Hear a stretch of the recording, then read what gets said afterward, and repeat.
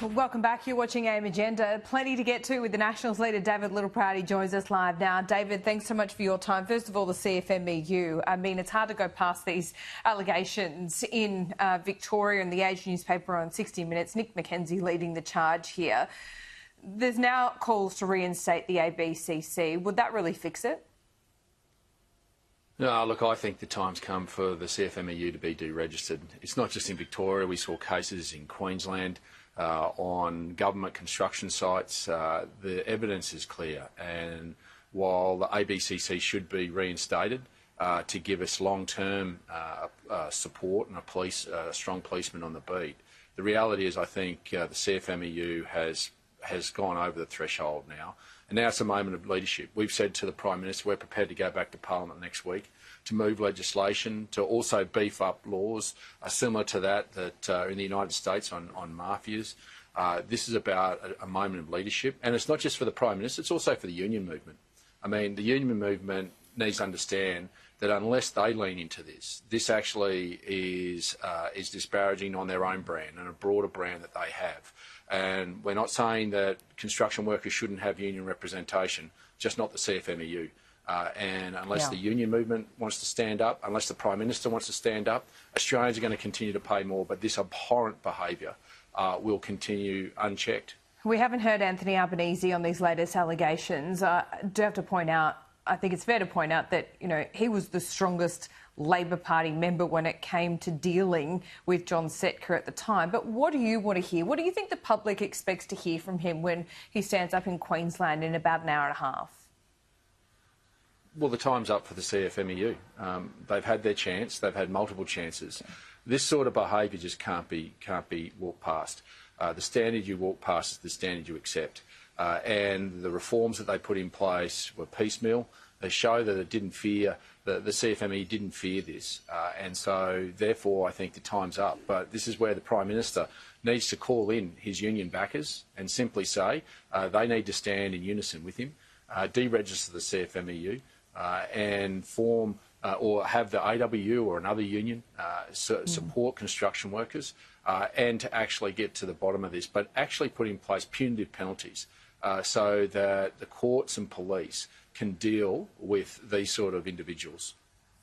We're going to hear from Jim Chalmers again today. Of course, this is a cost of living election. It is issue number 1, 2 and 3, if you ask me. He's going to really manage expectations ahead of the budget. Trump's trade war will affect us here in Australia. There's a $1 billion cost to Alfred. Are these all reasonable reasons for inflation? Do you accept that at least these two issues are out of Jim Chalmers' control? I think Jim's looking for excuses. The lived experience of Australians over the last 3 years is quite clear. They're worse off after 3 years of Anthony Albanese. And they'll be worse off giving him another 3 years with him and Adam Bandt and the Teals and a few independents running this country. Jim Chalmers has been an abject failure as a treasurer, and they've let the ideology get in the road of the practical reality of what's being bled out of Australians' wallets. They haven't been prepared to lean in to the structural changes that need to fix the fundamentals of what's driving inflation. That's your power bill. In the long term, it's nuclear. In the short term, it's gas. And we need to flood the market with gas to bring down your energy bill. And that'll also flow into your food bill because food processors are paying 3, sometimes 4 times more what they were 3, 4 years ago. This all renewables approach is not working. You're paying for it. Despite being promised $275, you're now going to pay over $1,000.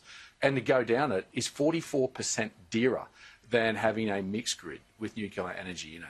So the lived experience of Australians, I think, is starting to see through the excuses that Jim Chalmers, and he's very polished and very slick in being able to sell a message, but the reality is that his message is one that's predicated on an ideology that's costing Australians more, and they're not prepared to lean into the fundamentals. In fact, they've spent $6.5 billion on subsidies to try and bring your energy bill down, and it only continues to go up. And someone's going to have the courage and strength of leadership to lean into it. And that's what we're saying we're going to do.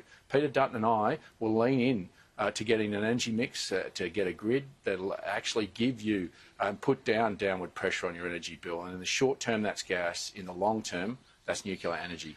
Okay, let me ask you about this deportation. Well, it's become a debate this morning, I should say, of dual citizens. So what's the deal here from the coalition? Do you plan to consider a referendum on dual nationals and their criminality? Well, everything... Yeah. Yeah. Yeah, everything should be on the table, and we're exploring all options. Obviously, a referendum is expensive, and it also takes time.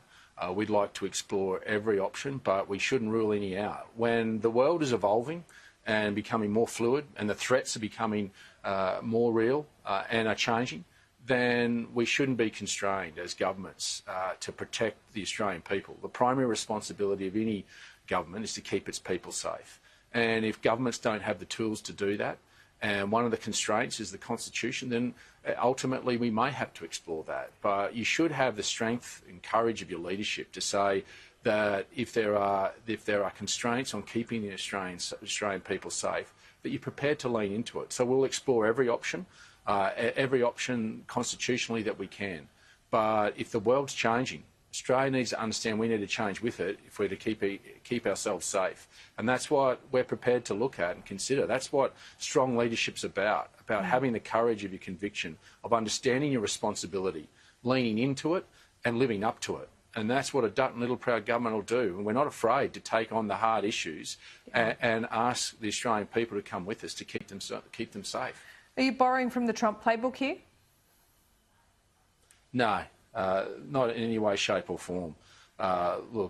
We agree with some of the things President Trump says. In fact, we've been quite critical on him on others. He has his own right to be in his own country as his own sovereign nation, doing it his way. But Australia is totally different to the United States. Our sovereignty is one that's been fought for at the sacrifice of over 100,000 Australians. And we'll preserve that, not have any influence from any other country. We'll work with our international partners. But if it's good for Australia, then Peter Dutton will do the right thing by Australia, not by what President Trump wants. And we're prepared to have the tough conversations with him, as we're prepared to have the tough conversations here in Australia to make sure we get the fundamentals right of our economy and our security. The AFR has dropped a story this morning about tariffs when it comes to Trump. We face potential tariffs of 2 to 8% on $30 billion worth of exports sold to the United States. And this would include products such as beef. So Trump could be coming after our food producers, the agricultural sector, and that would be way worse than steel and aluminium, wouldn't it? Oh, it would. And the reality is we've got a government that's been flat-footed and asleep at the wheel. They haven't leveraged not just the relationship we've had for generations, but the fact that we have a compelling case of dropping a cheque for over $800 million in the last couple of months in buying submarines off them, plus the other defence artillery that we're looking to purchase off them.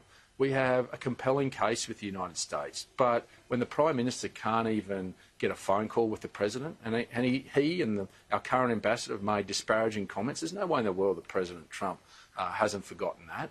He'd be reminded by his trade advisor every day. Just remember what the Prime Minister and Ambassador Rudd has said about you in the past. Yeah, that's right. The reality is unless you're going to lean into this, unless you're going to show leadership and be able to get in the front door, then unfortunately we're going to go out the back door. And that's what's happening. That's what's going to happen to our beef producers.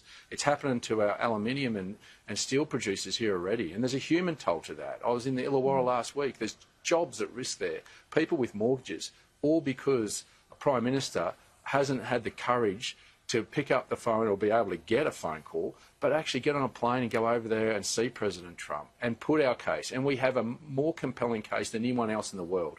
But he's gone missing, and Australia's going to go missing if we're not careful. David, just one final question then. Given what you've just said about being unable to leverage our relationship, if you win the election, you'd have to be considering Kevin Rudd's position then, wouldn't you? Well, we'll look at what's in the best interest of Australia and who are the best people to leverage a deal with President Trump. And I suspect that if Peter Dutton's the next Prime Minister, his first trip will be to the United States. We've had a relationship with the previous Obama and Trump administrations as well as the Biden administrations when we were in government. We have long-lasting relationships at a personal level in the United States that Peter Dutton would be able to leverage. But that's the gravity of what we're facing.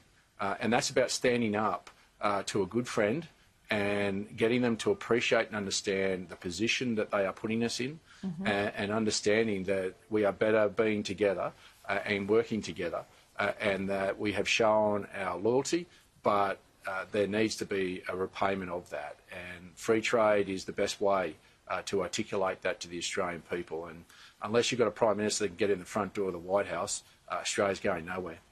David Littleproud, great to see you as always. See you next week.